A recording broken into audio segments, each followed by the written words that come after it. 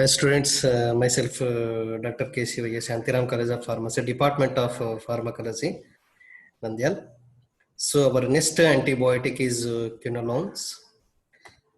So the quinolones are a family of synthetic broad spectrum antibiotic with bactericidal activity. You know what is the meaning of bactericidal activity? These antibiotics to kill the microorganism.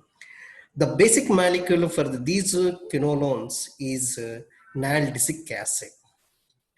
So they are synthetic fluorinated analogs of nalgesic acid. So the basic molecule of quinolones is the nalgesic acid.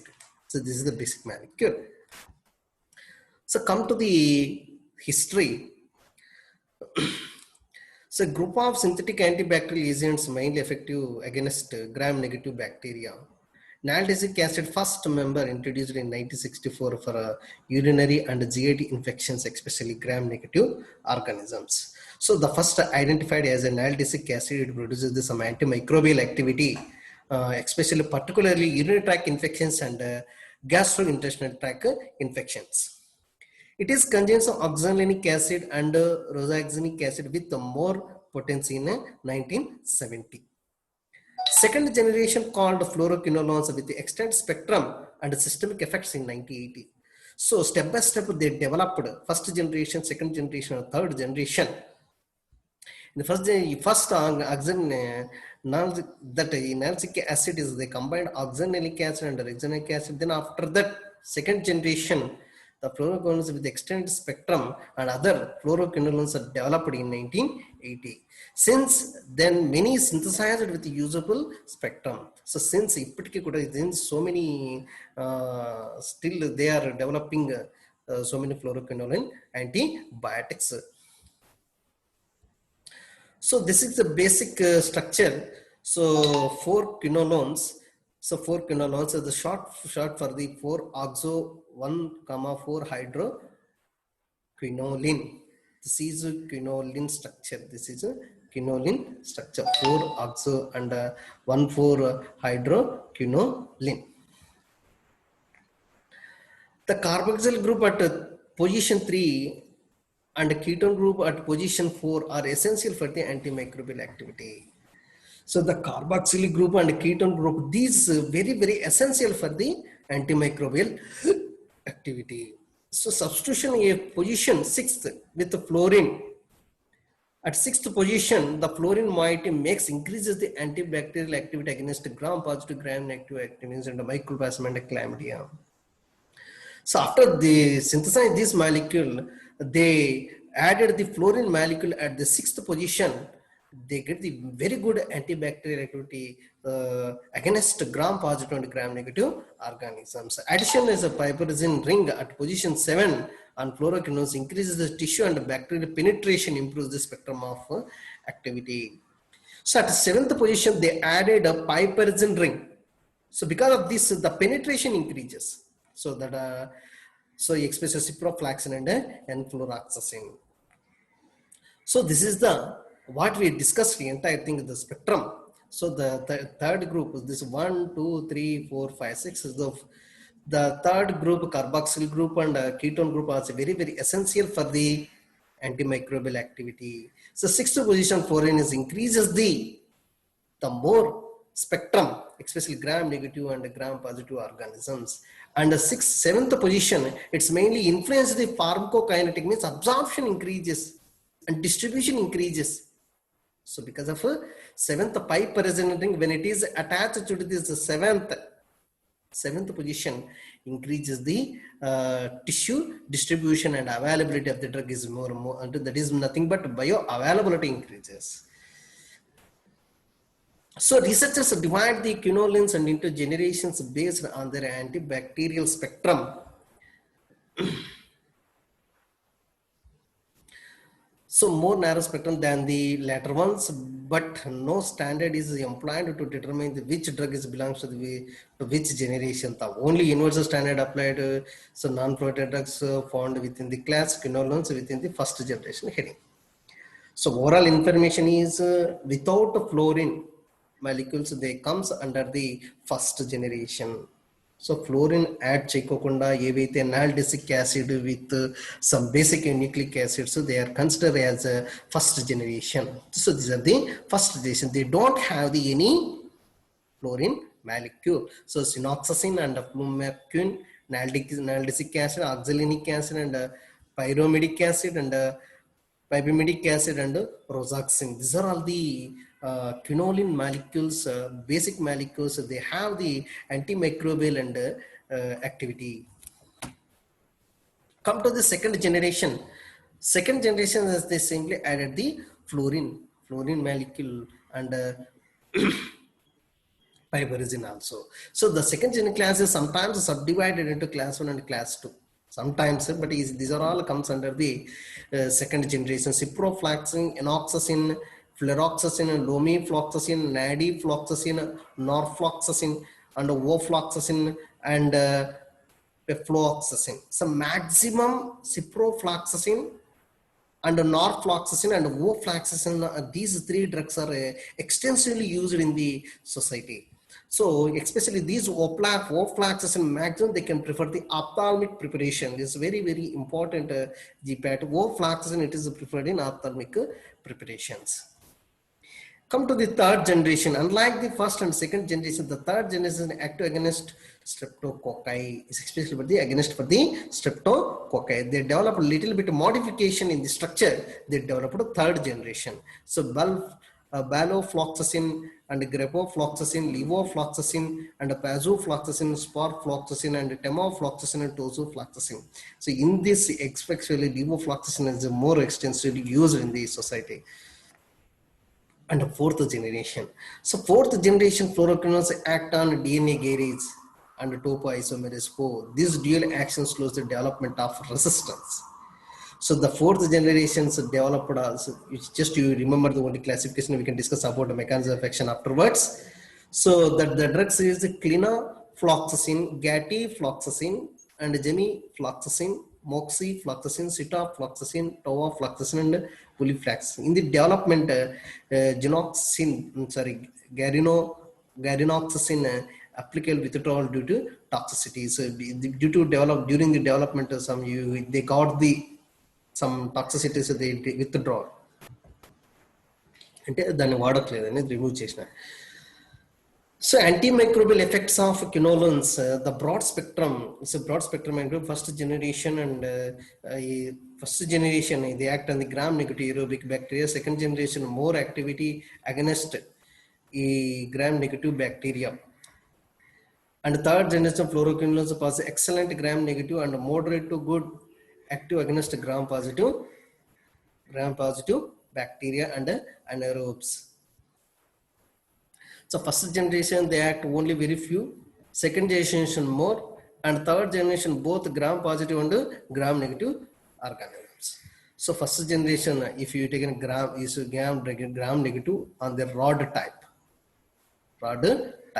Then if you take in the second generation rod type plus few gram positive cocci, it's also second gram positive cocci. These are the other whatever it's act on. Second, third generation, if you observe the rod and gram positive cocci and other chlamydia and mycoplasma, these are little act. Then come to the fourth generation fluoroquinolones, they act on the gram positive and gram negative bacilli, cocci, and rods. So this is the how to write spectrum of the activity. This is very, very important diagram. So we have to write it like as it is like this. Whatever the matter is given, we have to write. So this diagram is very important, easily to remember. Okay, so the gram positive, if you take the fourth generation gram positive bacilli, the gram positive bacillus means especially anthrax, ciprofloxacin, and if you take in gram negative Neisseria gonorrhea, gram negative another is Enterobacter species. These are all the organisms. Especially here, this ciprofloxacin, this entire recording for the ciprofloxacin. Ciprofloxacin is often this is for the ciprofloxacin. This spectrum is activity is ciprofloxacin. Ciprofloxacin is a second generation of the fluoroquinolones. So ciprofloxacin is often effective in treating infectious unresponsive to beta-lactam antibiotics. So you treated with the penicillin, not responded, the patient. You treated with cephalosporin, not responded. So then the patient, you have to treat these ciprofloxacin, fluoroquinolones, it's effective. And ciprofloxacin is not the drug of choice in pneumonia and sinusitis because of the fluoroquinolones have the only weak activity against streptococcus pneumoniae common causative agent. But it is not a choice in the pneumonia. అంటే కంపల్సరీగా మనము న్యూమోనియాలోను సైనసైటిస్లోను కంపల్సరీగా మనం ఇది use చేయలేము. But very rarely we can use. If it is not worked out, we have to go another antibiotic. Suppose మనము penicillins మనం ఏదైనా మనకి ఏదైనా ఫీవర్ కానీ ఏదైనా వచ్చింది, మనం ఏదైనా ఒక పెన్సిలిన్ యాంటీబయాటిక్ తీసుకున్నాం అనుకో, మేల్ అవ్వలేదు, then we can take another antibiotic. So like that ciprofloxacin ఇది న్యూమోనియా వచ్చినప్పుడు మనం సిప్రోఫ్లాక్సిన్ తీసుకున్నప్పుడు కూడా అది కొంచెం తగ్గచ్చు పెరగచ్చు. ఒకవేళ తగ్గలేకుంటే we have to prefer the another antibiotic. So they act on the pneumonia causing organism, that is Haemophilus influenza and Pneumophila and Pseudomonas aeruginosus. So the ciprofloxacin act in these gram-negative organisms also, but not 100% we cannot say. So few people say it will very responsive and few will say not responsive. But it's not drug of the choice. Compulsory drug of choice in kaadu. Next, anthrax. Ciprofloxacin is the drug of choice for the prophylaxis and the treatment for the anthrax. But this is the in anthrax law, this is the drug of choice. అంటే కంపల్సరీగా మనం ఆ drug ఇస్తే మనకు ciprofloxacin అనే drug ఇస్తే anthrax లో కంపల్సరీగా క్యూర్ అవుతుంది. Along with they can give the doxycycline. You can give the doxycycline. Next, Guaneri. Ciprofloxacin is usually active in infection due to penicillinase producing and non-penicillinase producing gas. So we can also use it in the gonorrhea treatment also, ciprofloxacin. Urinary tract infection. Ciprofloxacin and norfloxacin are effective in treating in urinary tract infections. This one also one of the drug of choice in the urinary tract infections, and ciprofloxacin and norfloxacin. Especially we can prefer the norfloxacin for the urinary tract infection and GIT infections. This is compulsory. And gastrointestinal infections also, ciprofloxacin is highly efficacious. What I said. So these ciprofloxacin and norfloxacin, maximum they can use GIT infections and urinary tract infections. That's very, very useful. And also it is used in drug of choice in anthrax. Gonorrhea also it is used. Okay, these are the uses. Come to the mechanism of action. They block the bacterial DNA synthesis by inhibiting the bacterial topoisomerase 2 DNA guidase and topoisomerase 4. Topoisomerase 2 and topoisomerase 4. So these actually topoisomerase, already I given the class regarding that, but the topoisomerase I cannot not that much explained clearly, but here I can explain what is that topoisomerase.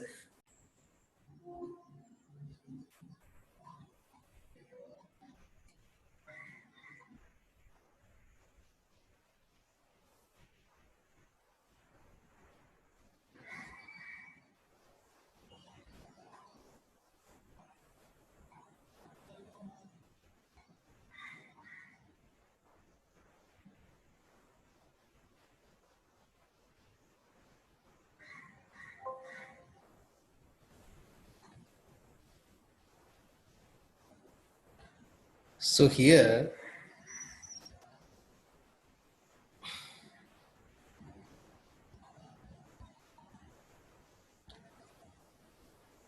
here the positive first thing is, this is negative and this is positive. This is relaxed DNA. So when the DNA molecules it is separated, so they form the positive supercoil as well as a negative supercoil. If the positive direction it will come, that is we can call it as positive supercoil. Negative direction we can call negative supercoil. So the single stranded DNA after forming the double stranded DNA. So single stranded DNA from the double stranded. Here one DNA, here one more DNA formed. So during the formation, you can get the supercoils. So that is maybe positive direction or negative direction. If the positive direction, if it is formed, that's we can call it as a positive supercoil. Negative direction, if it is formed, we can call it as a negative supercoil.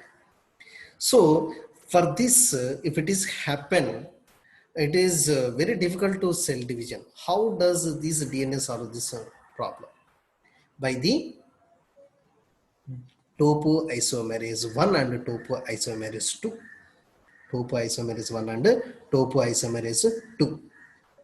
So if you taken the DNA molecule, if the supercoil it is formed, this is a double helix DNA. So this when the supercoil is formed, the topoisomerase 1 to cut the that supercoil, to cut the that supercoil. Then after that topoisomerase 2, the topoisomerase 1 to cut, topoisomerase 2 to make heat. So topoisomerase 2 also to cut, and another one is to join. Another one is to join. It is cutted and here it is joined. So like that, the topoisomerase 1 and topoisomerase 2 to form the supercoiled, it is will be like this. Again it will be like this happen. So finally relaxed circle will be formed.